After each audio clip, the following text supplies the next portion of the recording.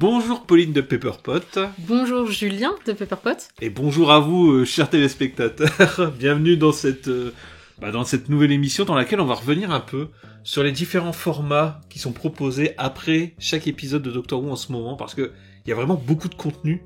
Énormément. On est passé de ne quasiment rien avoir à part un petit jeu fait viteuf dans un coin du tournage et à la rigueur une petite explication d'un personnage à plein de formats, tout. Vous saurez tout. Vous saurez tout, vous saurez tout sur Doctor Who. Alors voilà, on a notre épisode, puis direct à la fin, on est déjà en manque. Direct, on en veut plus. À quoi on a le droit directement derrière, comme ça, là? Alors, déjà directement derrière, il est possible, quand on habite au Royaume-Uni, de switcher de BBC One à BBC 3 pour avoir le droit à Doctor Who Unleashed. Doctor Who Unleashed, en gros, c'est ce qui auparavant s'appelait Doctor Who Confidential, qui avait lieu pendant l'ère RTD et une petite partie de l'ère Moffat, période Matt Smith. En gros, Unleashed, c'est vraiment tout ce que vous voulez savoir sur les coulisses de Doctor Who. C'est des interviews, c'est des parties filmées sur le tournage. Il peut aussi y avoir des explications du lore, du Wooniverse, si par exemple il y a un point important qui est réutilisé d'un épisode très lointain ou d'un comics comme pour The Star Beast, bah ça va nous expliquer l'origine de ça. Par exemple dans le premier, juste comme ça, il y a les deux créateurs du comics The Star Beast, hein, c'est oui, le c'est nom, ça. qui sont là en fait, et du coup il y a les caméras de niche qui sont là aussi, qui leur posent quelques questions, ils découvrent un peu tout le décor, et donc du coup tout ça c'est filmé. En gros, c'est vraiment un peu un melting pot, un peu de plein de choses en fait. C'est vraiment. C'est à la fois un making of, des interviews, ouais. Un petit documentaire. Voilà, c'est un petit peu s'il y a quelque chose à voir pour avoir une vision un peu complète de tout ce qui s'est passé autour de cet épisode, ce sera Unleashed. Ça fait partie des choses quand c'était annoncé que tout le monde espérait un peu pouvoir retrouver sur Disney+ à l'international. Le résultat, c'est non. Donc c'est vrai que c'est un peu frustrant en tant que fans internationaux de ne pas avoir grand chose à notre disposition. Il y a quand même certaines choses qui sont disponibles, dont on parlera un peu après. On continue sur les choses indisponibles, c'est ça que tu veux dire? Ouais, on va continuer d'abord sur un autre truc indisponible. Le deuxième format qu'on peut regarder pour apprendre des choses sur l'épisode, eh bien c'est en regardant à nouveau l'épisode, mais cette fois-ci avec les commentaires dits in commentary. Donc grosso modo c'est comme du commentaire audio, sauf qu'il y a une caméra qui les filme et du coup il y a la petite caméra qui s'affiche occasionnellement. Donc pour The Star Beast, c'était un commentaire fait par David Tennant, donc évidemment le docteur, Phil Collinson qui est le producteur exécutif et Vicky Dello qui est la productrice. Moi c'est le format qui m'a vraiment le plus plu en vrai, en regardant comme ça, parce que c'est vraiment voilà, on est assis dans le canapé, ça dure, il y a pratiquement pas de montage, enfin s'il y a du montage, il y a des choses coupées, enfin... l'épisode passe vraiment tout seul, tu vois. Ouais, voilà. C'est la vraie durée de l'épisode, et on les entend pas systématiquement parler, ils parlent quand même une bonne majorité de l'épisode. Et ce qui est bien du coup, c'est que t'as ce côté un peu... ils parlent de tout et n'importe quoi en fait. C'est un peu frustrant d'un côté, parce que du coup, il y a des choses, t'as envie de dire, ils vont peut-être dire quelque chose sur ça, et ils disent absolument rien, ils disent... t'as une scène super importante, tu vas dire, regardez dans le fond là-bas, il y a un mec, heureusement qu'il était là, hein, parce que bon... C'est le jour où ta mère est venue sur le tournage. Oui, c'est des trucs comme ça. Mais du coup, ça apporte vraiment des bonus qui... On s'en fout, mais en même temps, c'est assez rigolo. Et par contre, c'est aussi là où il y a eu beaucoup de spoils, de choses qui ont été dites nulle part d'autre. Des petites phrases qui vont te mettre la puce à l'oreille, qui vont dire, ah bon, d'accord, toi tu sais pas ça alors que lui il le sait, toi t'as vu ça, enfin bref, du coup, ça alimente les théories. Alors on pourrait se dire aussi que c'est les gens qui mentent bien après, hein. C'est peut-être David Tennant qui sait très bien mentir. Non, je pense que c'est tout à fait naturel, ça sort vraiment, c'est son expérience sur le tournage à tel moment, il dit j'ai ressenti telle chose à ce moment-là.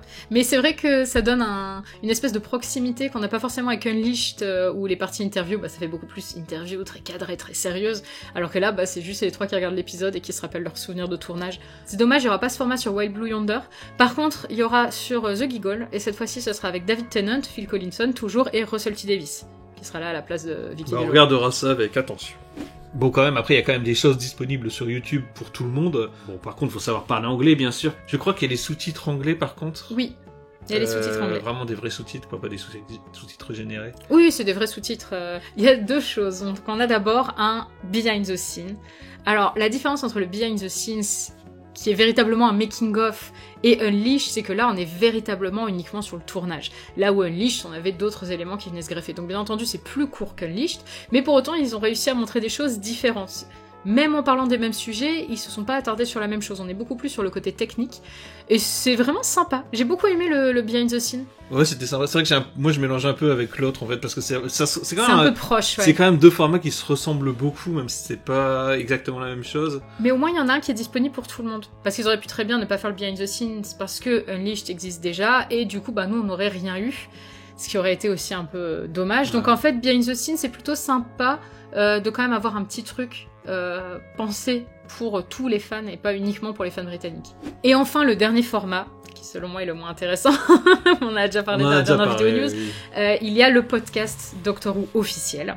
Le principe du podcast officiel de Doctor Who, eh bien, c'est 3 personnes autour de la table. Donc, Crystal D, qui est une fan de longue date de la série, cosplayeuse de Ten, qui a présenté le Doctor Who Fan Show pendant la période Capaldi. Ça remonte loin.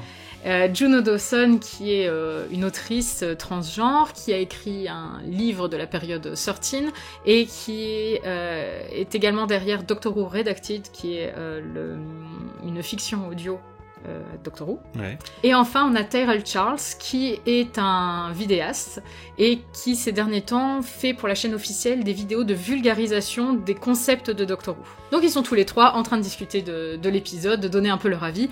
Personnellement, je trouve que ça fait très artificiel parce que ça se sent qu'ils pèsent beaucoup leurs mots. Je sais pas s'ils le ressentent comme ça quand ils le font en vrai. Mais quand tu le regardes, ça se sent. Mais quand tu le regardes, en effet, tu te dis ils diront jamais de mal sur un épisode, quoi. Et bon. Si tu sens par moments les longues hésitations sur alors comment formuler ça, ça se sent quand même bien. En même temps, t'as un côté un peu, t'es payé par la BBC et tout, tu le fais. Pour eux.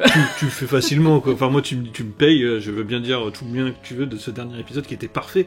Incroyable ton épisode, Russell. Rien à redire. Merci pour vraiment, il y a des scènes, ça veut dire des choses. C'est vraiment important. Alors ça, c'est une vraie citation du podcast Doctor Who. Mais donc il y a autre chose aussi dans le podcast officiel qui vient ajouter un peu le sel du truc et qui, je trouve, rend la chose encore plus artificielle, c'est qu'il y a des interventions vidéo de Russell T Davies, donc le showrunner, qui vient expliquer certaines choses qu'il a voulu dire dans les épisodes, justement pour lancer des sujets de conversation, et qui réussit, comme très souvent avec Russell T Davies, à être complètement maladroit. On va finir par avoir l'habitude. Bah oui, faut s'habituer, hein. C'est comme ça. Mais donc c'est vrai que c'est pas le format que je trouve le plus intéressant. Je pense que ça part du sentiment que ça peut être chouette d'aborder ces sujets qu'on n'a pas forcément le temps de voir avec Unleashed et tout ça, et ça peut être intéressant de voir justement avec des concernés. Sauf que comme on sent que les personnes autour de la table sont pas entièrement en train de dire exactement toute leur opinion honnête, je trouve ça un peu vain. C'est la première chose qu'on a regardé, nous, après l'épisode. Oui, ça c'est plutôt... C'est bien produit. Enfin, oui, c'est bien produit. Il n'y a aucun problème avec ça. Hein. C'est TARDIS Story, mais avec des moyens, quoi. Alors, j'imagine que pour les 3/4 d'entre vous, vous dites, c'est bien vos histoires, là. Mais moi, j'ai pas le temps de regarder tout ça. Faut savoir... Mais du coup, tout ce qui ressort de tout ça, à chaque fois... c'est des news que t'as partout, en fait. Enfin, je veux dire, t'as pas besoin de les regarder. Ah oui, le principal va être ressorti. Voilà, c'est ça. Cela dit, je serais quand même d'avis de vous inciter à les regarder par vous-même, parce que nous, par exemple, une commentary, on l'a regardé plus tard, on l'a regardé 2 jours après la sortie de l'épisode, et rien que pendant ce temps-là, les informations d'une commentary étaient globalement sorties, sauf que c'est par le prisme d'autres personnes qui ont parfois entendu ça d'autres personnes parce qu'ils n'ont pas eux-mêmes regardé, et on s'est retrouvés devant le commentary à se dire plusieurs fois mais c'est pas du tout ce qui a été dit sur les réseaux sociaux. Donc je vous encourage vraiment à les regarder par vous-même, à vous faire vos avis également par vous-même, pas forcément croire ce qui est relayé par des comptes qui pouvaient ne pas être très contents de l'épisode, ou au contraire beaucoup trop contents de l'épisode, ou peu importe, mais qui du coup rapporteraient pas mal de subjectivité dans des trucs qui pour autant sont présentés assez comme factuels dans les behind the scenes ou dans le in-commentary. C'est des formats qui se regardent très bien si vous parlez anglais, malheureusement, enfin que vous lisez l'anglais tout du moins, et qui sont assez rigolos, bien rythmés, c'est plutôt chouette à regarder comme ça. Je pense que vous allez prendre du plaisir à les regarder. Et c'est du bonus après les épisodes, quoi. C'est aussi, quand on est fan, on a envie d'en savoir plus et tout ça. Moi, j'ai un petit problème, je suis hyper content, je préfère largement ce qu'il y a là, à la période Chibnall, où tu n'avais absolument rien, ni news, ni truc avant l'épisode, ni truc après l'épisode. Aujourd'hui, t'en as peut-être un peu trop. Bon, après, voilà, on n'est jamais le juste milieu, quoi. À voir si on va pas avoir une overdose d'informations. Moi, ce qui m'embête, c'est que t'as fini ton épisode, on te dit, t'as le truc qui va te dire, ah bah regardez ça, on a fait ça comme ça, puis on a fait ça comme ça, et puis t'as le podcast qui va te dire, ah bah il faut penser ça de ça, il faut penser de ça, et puis après t'as ce truc là qui va te dire, ah bah en fait ce que j'ai voulu dire à ce moment-là c'était ça, et autant je suis content d'avoir ces formats pour dire de continuer un peu l'expérience dans l'épisode, autant j'aime pas trop qu'on me dise quoi penser en fait. Enfin, voilà comment il fallait le comprendre. Voilà, l'épisode doit se suffire à lui-même à ce niveau-là.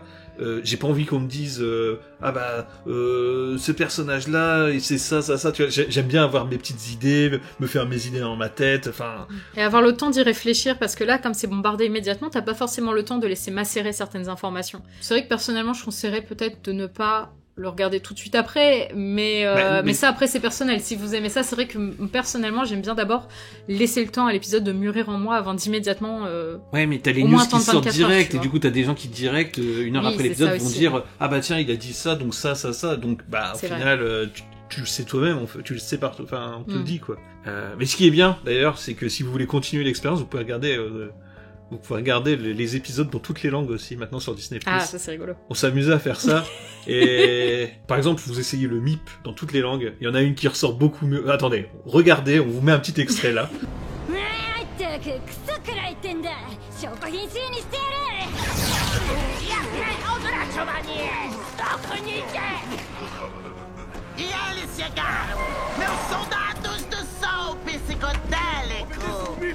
Vous êtes vraiment un monstre! Et vous avez avalé tout ce que j'ai pu vous raconter, pauvre femelle idiote, vous et votre enfant bizarre! Oh, don't you dare! Oh, I dare! Non, pas last minute evidence, me! Le MIP japonais, mais incroyable. Bon, voilà, on va se quitter sur ça. Bon, j'espère que cette vidéo vous a appris des choses, ou tout du moins un peu diverti. On se retrouve bientôt pour des nouvelles news, il y en a tout le temps, donc... Ça n'arrête pas, ça n'arrête pas. On se retrouve bientôt. Allez, salut! Salut! Yes! Mip, mip. Merci à toutes les personnes qui nous soutiennent sur Patreon. Pour les rejoindre, le lien est dans la description.